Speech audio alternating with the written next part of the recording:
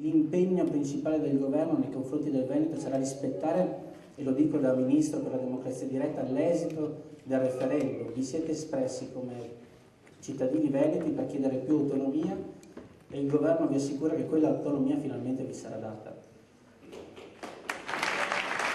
Lo dice chiaro e tondo il ministro Riccardo Fraccaro nel giorno della sua visita a Riese Pio X, la prima ufficiale dopo la nomina che il 5 Stelle ha voluto fare proprio nel paese che lo ha visto nascere e crescere, forse anche per ricordare l'appartenenza a una terra che l'elezione in un collegio trentino potrebbe offuscare.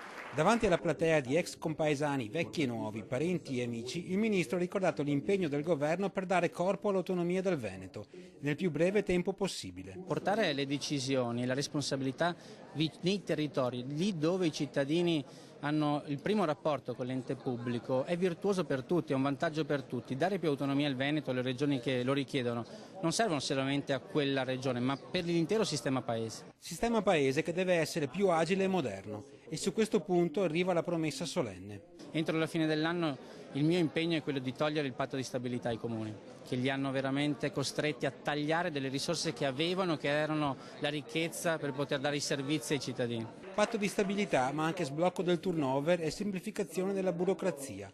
Ostacoli che ogni giorno si mettono di traverso nell'amministrazione degli enti locali, rendendo la vita quasi impossibile a quelle realtà come quella di Riese Pio X e degli altri paesi della Marca occidentale che cercano nell'unione tra comuni quella marcia in più che poi però rischia di spegnersi tra procedure e pastoie burocratiche. Ogni volta si parla di semplificazione, ma ad ogni passaggio la semplificazione diventa un'ulteriore complicazione della macchina burocratica, quindi chiediamo da una parte la semplificazione, da una parte l'iniezione di nuovo personale. Sul tema caldo delle Olimpiadi, Fraccaro ribadisce ancora una volta, pur senza pronunciarne il nome, che Cortina ha le caratteristiche di sostenibilità economica e ambientale sulle quali punta il Consiglio dei Ministri. Noi dobbiamo prima abbassare le tasse, dobbiamo prima fare il reddito di cittadinanza, dobbiamo prima mantenere le promesse che abbiamo fatto col contratto di governo e poi cercheremo anche i soldi per fare questi eventi che possono essere un momento importante per lo sport e per la nazione.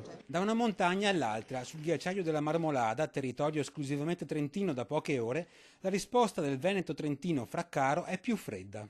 Qui c'è tutto un iter giurisprudenziale, giuridico da rispettare, delle sentenze che dobbiamo rispettare.